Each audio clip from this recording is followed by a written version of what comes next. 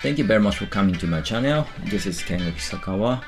Today I'm going to show you how to develop a radio controllable Mini 4WD car out of scratch. So let's get started. This is my first time speaking in my YouTube video, and I'd like to introduce myself. My name is Kengo Hisakawa. I'm from Japan. I am an amateur manga artist, video builder, blah blah blah. Anyway, I love to create something out of scratch, and also I am a scientist. In this video, I decided to develop a radio controllable Mini 4WD car. The Mini 4WD car was originally developed by the Tamiya company from Japan and sold maybe around 1990s, and in Japanese it is called as Mini-4WD. Okay, the Mini-4WD has one motor, and that is powered by two AA-size batteries, and it employs a very simple but excellent power transmission system. Rotation energy generated by the motor is transmitted to the rear wheel,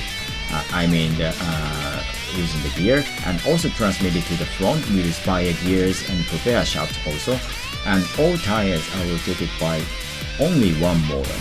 Okay, so when the switch is turned on, the Mini-4WD moves forward. Okay, Mini-4WD car was very popular, especially for children. Yep. So I went to an electronics store and bought a Mini-4WD when I was a child. About 25 years ago, we could buy a Mini-4WD with 600 yen. In dollars, I think it may be around $4. I think. The resale price was 30% higher than the original one, but still only 900 yen, around maybe $6. Okay, and shown Mini-4WD name is Spin Cobra. Okay. And the Mini-4WD is very attractive product, but only can move forward because it has no steering system. That's why I'm developing a radio controllable Mini-4WD. Okay. In the video, the Spin Cobra is almost assembled. By the way, Spin Cobra has no motor and batteries, as can be seen, so this is just for display only model. It has mechanical detail, but it's just dummy. It is made of the plastic and has no function like censoring or processing any order from the computer. There is no such kind of functions, just dummy. Okay, so I need to design a new chassis with steering system out of scratch to develop the radio controllable Mini-4WD. Okay, so Spin Cobra was just assembled. It has a transparent body to check the mechanical details inside the body, as I said. Okay, so there is no motors, batteries, and switches. Okay, and the steering system is also dummy. Okay. Usually cars change the direction to move by changing the angle of the front and sometimes rear wheels, but installing such kind of angle change mechanism into the Mini-4WD would be difficult because the Mini-4WD body is so tiny to install such a complicated mechanisms. My idea is employing independent power transmission systems to the left and right hand sides of the chassis of the Mini-4WD. Okay, in the video I started make a rough design on my iPad. As in the rough sketch, the new chassis has two motors. The rotation energy generated by the right hand side motor rotates the rear tire. Also, the energy is transmitted to the front tire via crown gear and propeller shaft. Okay, so this is a mechanism to rotate the tires on the one side. Okay, so and the same mechanism is also installed to the in the left hand side of the chassis. By changing the rotation speed of the left and right hand side motors, Mini-4WD changes the direction to move. Okay, so for example, if the right hand tires rotate faster than the left ones, it moves. It turns to the left, right? Okay. And as can be seen in the video, there are two motors and the two propeller shafts are in between the two motors. Okay, they are placed at the middle of the chassis, and 2 batteries are placed outside of the chassis like this. Okay, and this is, what can I say, different from the normal distribution of Mini-4WD. So okay, this change causes another problem. Okay, so I also need to change the shape of the body. I wanted to use the body, the transparent body, without changing the shape, but it cannot be. Okay, so I'd like to move on to the drawing sketch. Okay, after drawing the rough sketch, I'm brushing up the design by using a CAD software. Okay, the CAD is a kind of three-dimensional object designing software, and it is widely used for various fields as industry, research, hobby, and so on. It is very important software. Okay, I said that I'm developing Mini-4WD out of scratch, but parts that require reliability should be ready-made ones. The first step of the 3D designing is modeling such kind of ready-made parts like DC motors, gears, such kind of things. Okay, the reliability is very important because developing such kind of DC motor out of scratch it can be done, but the reliability cannot be valued. So we need to use such kind of ready-made ones. Right? Okay, I measure the parameters as length, width, height, curvature, blah blah blah, and so on. So, and by using such kind of parameters, the shape of the object, the ready-made parts, is determined like this. So we made a 3D models by using such parameters. Okay, so the models are DC motor, battery, ground gear, repair shaft, pinion gear, and wheel shaft. Okay. So after finishing parts modeling, I assemble them in also the 3D space according to the rough sketch I drew on my iPad. By the way, in the video I'm using a parametric CAD software named FreeCAD. FreeCAD is an open source type software and we can use it for free. Note that when it is compared with expensive products like Blender 3D, Fusion 360, the performance is not enough. Such kind of products are much better than the FreeCAD, I think.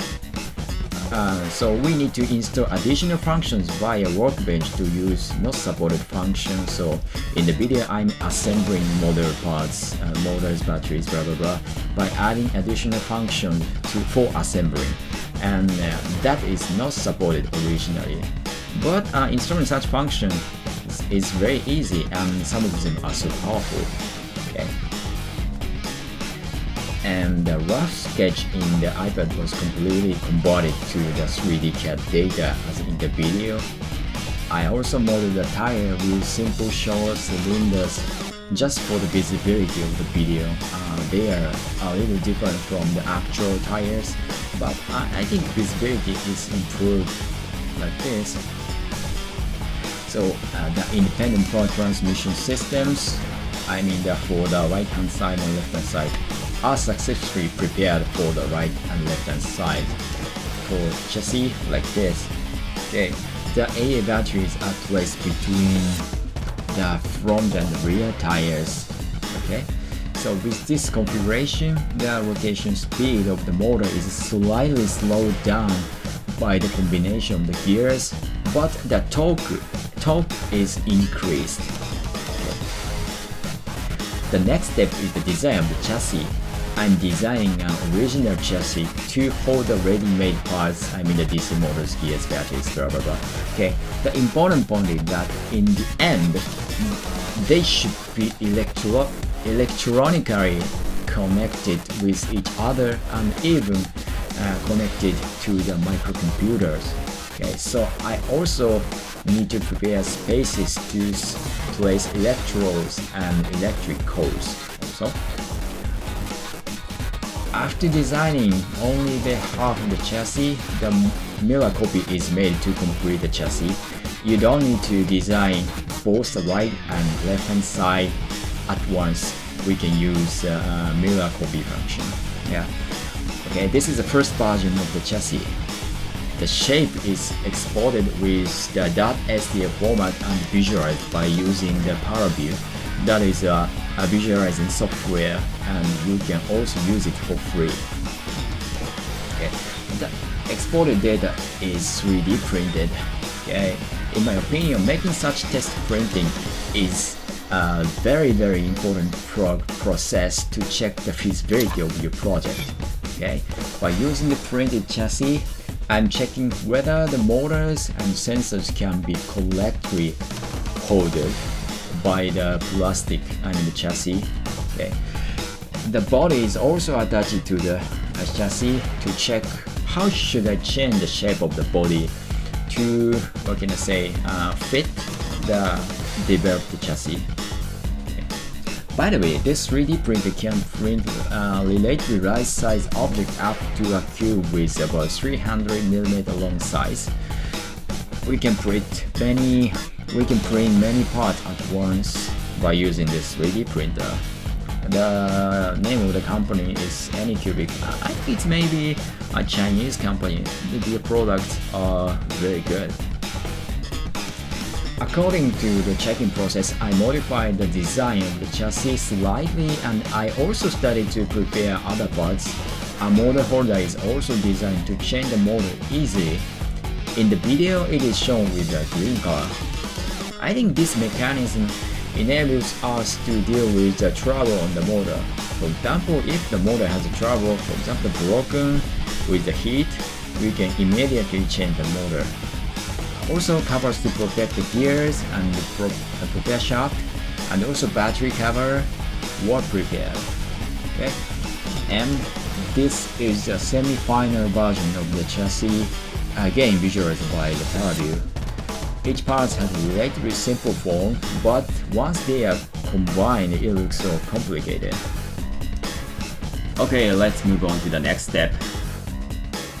I finished designing all parts, so moving on to the 3D printing phase again. This is a screen recording video of a slicing software named Cura. I don't know how to pronounce this word, but C-U-R-A, Cura. I don't know. It creates a 3D printing procedure data from 3D CAD model data, .stl or something. Okay, so Cura predicts that the printing will require 6 hours and 18 minutes, but it is usually underestimated. These parts are more and more complicated than the previous test shop. The time will require much longer time. Okay, so the design parts are gradually developed on the stage of the 3D printer like this, and as can be seen, all parts for the chassis were successfully printed. The accuracy of the 3D printing was not bad again. The next step is an actual assembling phase. Unlike the assembling on the 3D CAD software, the virtual assembling, the printed parts were slightly different from the ideal design data. So to adjust the design, additional process like cutting and sanding are essential. Okay. I also checked the combination of the printed chassis and ready-made parts by attaching the motors on the motor mount parts, putting propeller shaft, wheel shaft and gears on the chassis. The mechanism to transmit the power is gradually developed. As in the video, the front and rear tires are rotated to the same direction simultaneously. They are connected each other via gears inside the chassis. Okay. The motor is also powered to check the design power transmission system. I think it successfully works. Since the battery cases are outside of the chassis, the body shape is also changed here. The width of the body needs to be extended to cover A-size batteries. Also, the Mini-4WD has two motors and they are placed in completely different position from the normal Mini-4WD. The rear cowls of the body should also be cut off. The front cowls are once separated from the body by using a knife. I also made spacers from the plastic board like this, and the spacers are placed in between the bodies and separated cowls and fixed with the glue. In addition, a plastic putty is put on the discontinuous surface and it is smoothened by sanding. Okay, the body looks nice.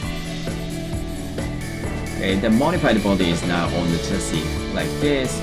I used the original wheels and rubber tires.